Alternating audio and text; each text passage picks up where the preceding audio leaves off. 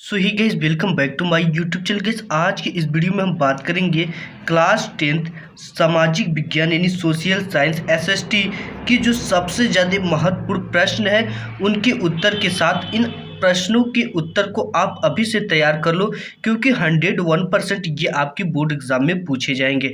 ठीक है, और इस वीडियो में आपको बहुविकल्पी टाइप के प्रश्न, अति लघु उत्तरीय टाइप के प्रश्न, लघु उत्तरीय टाइप के प्रश्न, यानी कि हर एक टाइप के प्रश्न इस वीडियो में आपको देखने को मिल जाएंगे। ठीक है, तो वीडियो को आपको करना क्या है कि सबसे पहले लास्ट तक देखना है। ठीक है, लास्ट तक देखोगे तो हर एक चीज़ आपको समझ में आएंगी और ये चीज़ें 101% बोर्ड एग्जाम में पूछे भी जाएंगे। तो पहला जुक आपको बहुविकल्पी टाइप के क्वेश्चन मिल जाता है। क्वेश्चन है कि महात्मा गांधी अफ्रीका से भारत कब लौटे थे। ऑप्शन आपको 4 देखने को मिलेगा। वर्ष 1915 ईस्वी में, वर्ष 1916 ईस्वी में, वर्ष 1918 ईस्वी में, वर्ष 1920 ईस्वी में। ठीक है, तो महात्मा गांधी जी जब अफ्रीका से भारत 1915 ईस्वी में लौटे थे। ठीक है, लौट कर कहाँ आए थे? भारत आए थे। इसके बाद जो नेक्स्ट क्वेश्चन है वो है कि उत्तर प्रदेश की सबसे बड़ी नदी घाटी परियोजना है। ठीक है, तो ऑप्शन 4 देखने को मिलता है। माता टीला, रामगंगा, रिहंद, गंडक। ठीक है, तो आपके उत्तर प्रदेश की जो सबसे बड़ी नदी घाटी परियोजना है वह है रिहंद। ठीक है, ये उत्तर प्रदेश के सोनभद्र जिले में स्थित है और पिपरी नामक स्थान पर ये स्थित है। ठीक है, तो ये हो गया। इसके बाद जो नेक्स्ट क्वेश्चन आपको देखने को मिल जाता है वह है हीराकुंड परियोजना किस नदी पर निर्मित है। ठीक है, ऑप्शन आपको देखने को 4 मिलता है। रिहंद, दामोदर, महानदी, कृष्णा। ठीक है, तो जो हीराकुंड परियोजना है वो महानदी पर क्या है? स्थित है। ठीक है, नेक्स्ट क्वेश्चन देख लेते हैं। नेक्स्ट क्वेश्चन आपका है कि किस प्रदेश में गेहूं सर्वाधिक पाया जाता है। देखिए, पंजाब, उत्तर प्रदेश, बिहार, गुजरात। ठीक है, तो अपने उत्तर प्रदेश में जो होता है वो गेहूं सर्वाधिक पाया जाता है। नेक्स्ट क्वेश्चन, नेक्स्ट आपका क्वेश्चन है कि जो बॉक्साइट अयस्क है। ठीक है, बॉक्साइट अयस्क किसका है? शीशे का, तांबे का, जस्ते का, एल्यूमिनियम का। ठीक है, तो जो बॉक्साइट अयस्क होता है वो किसका होता है? एल्युमिनियम का। ठीक है, एल्यूमिनियम का। नेक्स्ट क्वेश्चन है कि भारत में उपभोक्ता संरक्षण अधिनियम लागू किया गया था। देखा 1982, 1985, 1984, 1986। ठीक है, तो देखो जो भारत में जो उपभोक्ता संरक्षण अधिनियम जो है वो कब लागू किया गया था? वर्ष 1986 ईस्वी में भारत में उपभोक्ता संरक्षण अधिनियम लागू किया गया था। तो ये क्वेश्चन भी आपके बोर्ड एग्जाम में आ जाते हैं। इसके बाद नेक्स्ट क्वेश्चन है कि नेपाल में लोकतंत्र की स्थापना कब हुई। ठीक है, किसकी स्थापना? लोकतंत्र की स्थापना कब हुई? कहाँ पे? नेपाल में। तो देखो दे रखा है कि 2003, 2005, 2006, 2015। तो 2006 में नेपाल में लोकतंत्र की स्थापना हुई। ठीक है, नेक्स्ट क्वेश्चन है कि धर्मनिरपेक्ष राज्य है, यानी कि जिस राज्य को धर्मनिरपेक्ष, जैसे अपने भारत राज्य को क्या कहा जाता है? एक धर्मनिरपेक्ष राज्य है। तो देखो इसका ऑप्शन 4 दे रखा है कि इसका मतलब होता है कि सब धर्म का कोई स्थान नहीं है। ऐसा तो हमारे भारत में नहीं है। एक राष्ट्र एक धर्म में विश्वास, केवल बहुसंख्यक वर्ग के धर्म को मान्यता, सभी धर्मों को समान समझना।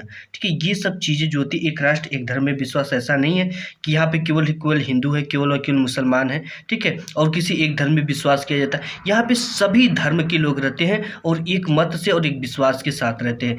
और यहाँ पे देखो ये है केवल बहुसंख्यक वर्ग के धर्मों को मान्यता, ये भी नहीं है भारत में कि जो अधिक संख्या में उसी को मान्यता दिया जाए, ऐसा भी भारत में नहीं। भारत में क्या है कि सभी धर्मों को समान समझना। ठीक है, चाहे वो हिंदू हो, मुस्लिम हो, सिख हो, ईसाई है, सभी धर्म को हमारे जो भारत देश है वो समान समझती है।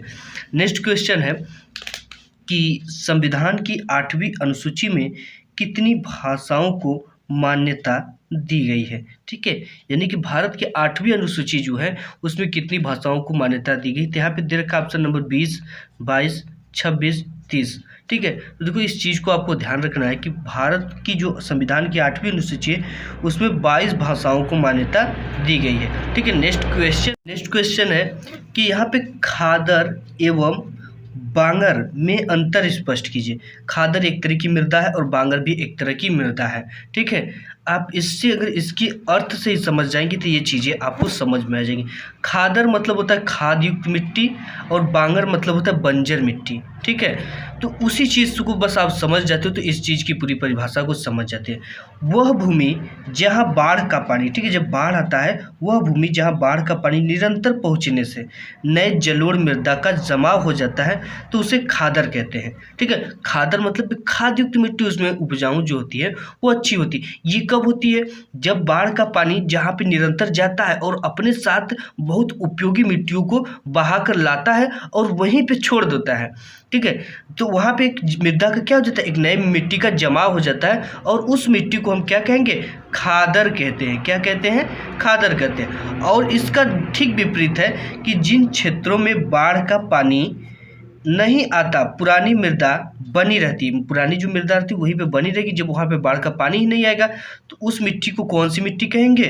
बांगर मिट्टी कहते हैं। ठीक है, ये चीज़ें आपको स्पष्ट हो गई कि वो भूमि जहाँ बाढ़ का पानी निरंतर पहुँचने से नए जड़ और मृदा का जमा हो जाता है उसे खादर कहते हैं। जिन क्षेत्रों में बाढ़ का पानी नहीं आता पुरानी मृदा बनी रहती है उसे बांगर कहते हैं। ठीक है, यानी बंजर जमीन जिसे कहते हो आप।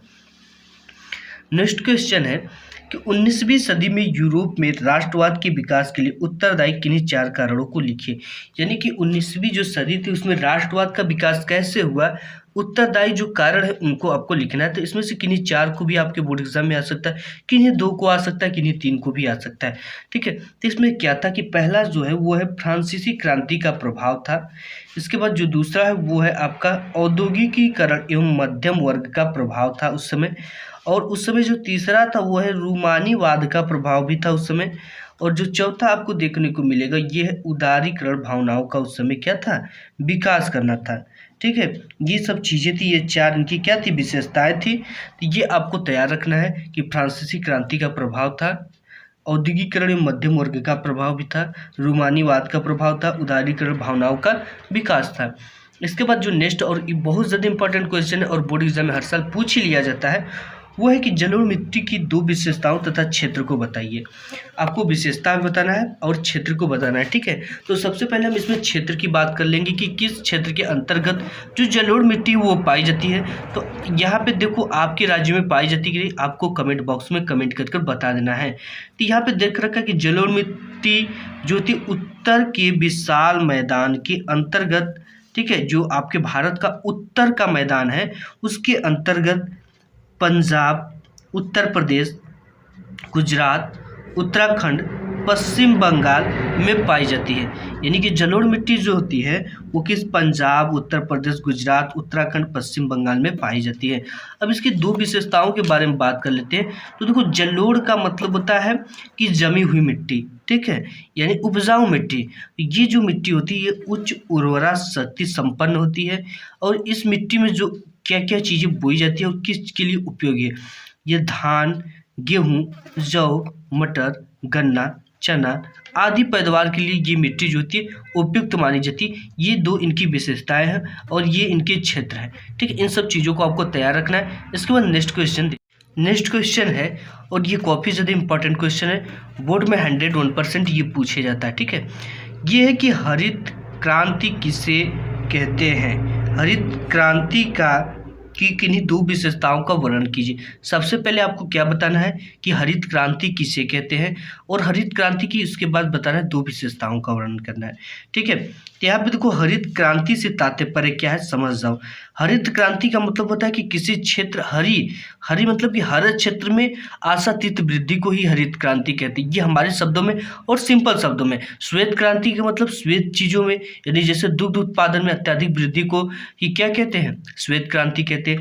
तो वही चीज़ है कि हरित क्रांति से तात्पर्य खाद्य फसलों के ऐसे बीजों का विकास जिसके कारण इनके उत्पादन में आशातीत वृद्धि हुई है, हरित क्रांति कहते हैं। ठीक है, यानी कि आप समझ जाओ हमारी भाषा में कि हरित क्रांति से वो तात्पर्य है कि किसी भी खाद्य पदार्थ के फसलों में, ठीक है, या कोई भी फसल हो उसके बीजों का ऐसा विकास कर देना जिसके कारण उनके उत्पादन में काफ़ी ज़्यादा वृद्धि हो, यानी कि आशातीत वृद्धि, यानी आपकी आशा से भी ज़्यादा वृद्धि हो, तो उसे हम क्या कहेंगे?